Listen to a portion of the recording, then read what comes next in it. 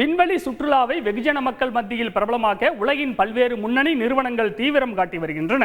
விமானங்கள் பறப்பதற்கும் மேலே சுமார் 1,00,000 அடி உயரத்தில் பறந்து சென்று புவியின் பேரழகை ரசிக்கும் அலாதியான அனுபவம் பெற கட்டணம் எவ்வளவு, இந்த பலூன் சுற்றுலா பாதுகாப்பானதா என்பன உள்ளிட்ட கேள்விகளுடன் துறைசார் நிபுணருடன் நான் நடத்திய கலந்துரையாடல் இது.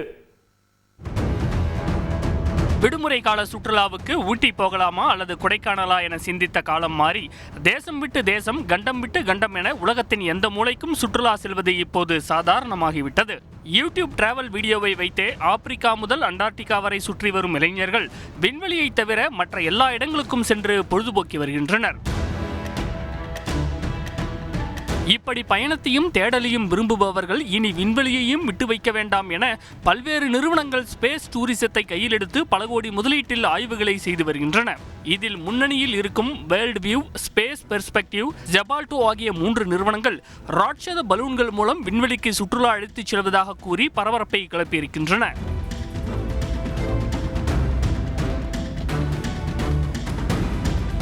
$100 மில்லியன் முதலீட்டில் விண்வெளி சுற்றுலாவை முன்னெடுத்திருக்கும் அமெரிக்காவின் வேர்ல்ட் வியூ நிறுவனம் 600 அடி நீளம் கொண்ட ராட்சத பலூனை உருவாக்கியுள்ளது. இதன் மூலம் சுமார் 4500 கிலோ எடையை சுமந்து கொண்டு வானில் பறக்க முடியும் என அந்த நிறுவனம் கூறுகிறது. புளோரிடாவைச் சேர்ந்த ஸ்பேஸ் பெர்ஸ்பெக்டிவ் நிறுவனம் தமது நெப்டியூன் கேப்சூல் எனும் ஸ்பேஸ்ஷிப்பின் மாதிரியை வெளியிட்டுள்ளது. இதனை ராட்சத பலூனுடன் இணைத்து பூமியிலிருந்து சுமார் 1,00,000 அடி உயரத்தில் பறக்க முடியும் எனவும் வான்பரப்பிலிருந்து பூமியின் 650 கிலோமீட்டர் பரப்பளவை பார்க்கலாம் எனவும் தெரிவித்துள்ளது. இதேபோல் பிரான்ஸ் நாட்டின் ஜெபால்டோ நிறுவனமும் $21.7 மில்லியன் முதலீட்டில் ஸ்பேஸ் டூரிசத்தை தொடங்க மும்முரம் காட்டி வருகிறது. இந்த 3 நிறுவனங்களும் பூமிக்கு மேல் 25 முதல் 30 கிலோமீட்டர் உயரத்தில் உள்ள ஸ்ட்ராட்டோஸ்பியர் என்கிற வளிமண்டல அடுக்கு வரை பயணிகளை அழைத்துச் செல்ல திட்டமிட்டுள்ளன.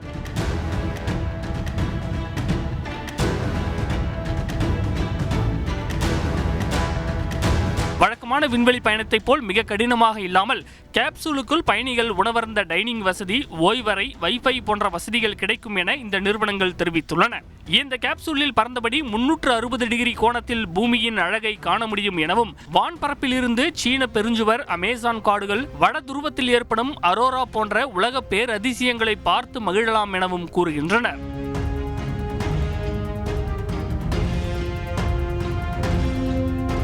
மொஹாலியில் உள்ள இந்திய அறிவியல் ஆராய்ச்சி மற்றும் கல்வி நிறுவனத்தின் பேராசிரியர் தாவி வெங்கடேஸ்வரனிடம் பேசினோம். விமான போக்குவரத்துக்கு அனுமதி பெறுவது மாதிரியே இதற்கும் அனுமதி பெறணுமா? சிவில் ஏவியேஷன் கீழே ஒரு நிறுவனம் இருக்கு, அதுதான் இங்க இந்தியாவில் அனுமதி தரணும். ஏற்கனவே விமானத்திற்கான அந்த அனுமதிகளுடைய இதுலயே கூட இந்த பலூனும் உட்படுத்தியிருக்காங்க. பலூனுக்குன்னு ஒரு கட்டளைகள்லாம் இருக்கு, ஒரு ரூல்ஸ் எல்லாம் இருக்கு. அந்த ரூல்ஸை பயன்படுத்தி தான் இந்தியாவில் இதை செய்யணும்னா செய்ய வேண்டியிருக்கும். அதே மாதிரி ஒவ்வொரு நாட்டிலயும் இருக்கு. இப்போ பெரும்பாலான நாடுகள்ல எது பறந்தாலும் அதுக்கு ஒரு ரூல் ஒண்ணு வச்சிருக்காங்க. ஏன்னா பறக்கும்போது அந்த பகுதியில விமானம் வந்தா மோதிடலாம் இல்லையா? அதனால இஷ்டத்துக்கு எங்க வேணாலும் பறக்க விட முடியாது. அதனால எல்லா நாட்டிலுமே ரூல் இருக்கு, விதிமுறைகள் இருக்கு. அந்த விதிமுறைகளுக்கு உட்பட்டு தான் இதை செயல்படுத்த முடியும். நடுக்கடலில் கப்பலில் இருந்தும் புறப்படும் பலூன்களில் இருந்து கடலுக்குள் இருக்கும் பவளப்பாறைகள் போன்றவற்றை கழுகு பார்வையில் பார்க்க முடியுமாம். விமானம், ராக்கெட், விண்கலம் உள்ளிட்டவையை விட இந்த பலூன் பயணத்தில் ஆபத்து மிக குறைவு என கூறும் இந்த நிறுவனங்கள் திடீரென செயலிழக்கும் வகையிலான எந்த கருவியும் இவற்றில் இருக்காது என தெரிவிக்கின்றன. இந்த பலூன் பயணத்துல பாதுகாப்பை உறுதிப்படுத்த முடியுமா?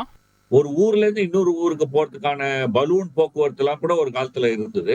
ஆனா அந்த காலத்துல பலூனுக்குள்ள என்ன இருந்ததுன்னு பாத்தீங்கன்னா, ஒண்ணு வெப்ப காற்று, சோ ஹாட் ஏர் பலூன் அப்படின்னு சொல்லுவாங்க. அது ரொம்ப உயரெல்லாம் போக முடியாது. இன்னொன்னு ஹைட்ரஜன். ஹைட்ரஜன் ரொம்ப லகுவான காத்து இல்லையா? அதை போட்டோம்னு சொன்னா அதுக்கு அடர்த்தி கம்மியா இருக்கும். அதனால மிதக்க ஆரம்பிக்கும், காத்துல மேல போக ஆரம்பிக்கும். ஆனா ஹைட்ரஜன் எளிதில் தீப்பற்றக்கூடிய ஒரு பொருள். அதனால அந்த காலத்துல என்ன ஆச்சுன்னு சொன்னா, ஊர் விட்டு ஊருக்கு பலூன் போக்குவரத்து எல்லாம் இருந்ததுன்னு சொன்னேன் இல்லையா? அதுல சில விபத்துக்கள்லாம் நடந்து அதனால அதை கை விட்டுட்டாங்க. அப்புறம் விமானம் வந்துருச்சு. ஆனா இன்னைக்கு இந்த இதுல பயன்படுத்துறது ஹைட்ரஜன் இல்ல, ஹீலியம். ஹீலியம் எரியாது, பாதுகாப்பான பொருள். அதனால பாதுகாப்பு ஒரு பெரிய பிரச்சனை எல்லாம் கிடையாது. மிக குறைவான அழுத்தமே இருக்கும் வகையில் பலூன் வடிவமைக்கப்படும் என்பதால் வெடித்து சிதறுவதற்கான வாய்ப்பும் இல்லை என்றே சொல்லப்படுகிறது. இதில் வேர்ல்ட் வியூ நிறுவனம் ஹீலியம் மூலமாகவும் மற்ற 2 நிறுவனங்கள் ஹைட்ரஜன் வாயுவை கொண்டும் பலூனை பறக்கவிட திட்டமிட்டுள்ளன. ஒருவேளை எமர்ஜென்சி சிச்சுவேஷன் வந்தா எப்படி தப்பிக்க முடியும்? ஏதாவது ஒரு ஆபத்து காலம் ஏற்பட்டுச்சு, இப்போ உதாரணமா அந்த பலூன்ல லீக்கேஜ் வந்துருச்சு, அந்த மாதிரியான இதெல்லாம் ஏற்பட்டுன்னு சொன்னா பெரும்பாலும் வந்து பேராசூட் போன்ற விஷயங்கள்லாம் கட்டாயமா வச்சிருப்பாங்க. எப்படி ஒரு படகுல வந்து நீங்க போனீங்கன்னு சொன்னாக்கா நமக்கு வந்து அந்த இது வச்சிருக்காங்க இல்லையா, ஒரு பாதுகாப்பு உடை மாதிரி அந்த மாதிரி வந்து இருக்கும். ஸோ பேராசூட் மாதிரி இருக்கும். பட் எல்லாராலையும் பேராசூட் யூஸ் பண்ண முடியாது, கஷ்டம்தான். பட் ரொம்ப ஆபத்தான நிலைமைன்னு சொல்லும்போது அது மாதிரி. பட் இதுல வந்து அந்த மாதிரி ஒரு பெரிய ஆபத்து வரதுக்கான வாய்ப்புகள்லாம் இருக்காது. வேர்ல்ட் வியூ நிறுவனத்தின் பலூன் 10 பேருடன் அதிகபட்சம் 1,00,000 அடி உயரம் வரை பறக்கும். கட்டணமாக தலா ஒருவருக்கு $50,000 நிர்ணயிக்கப்பட்டுள்ளது.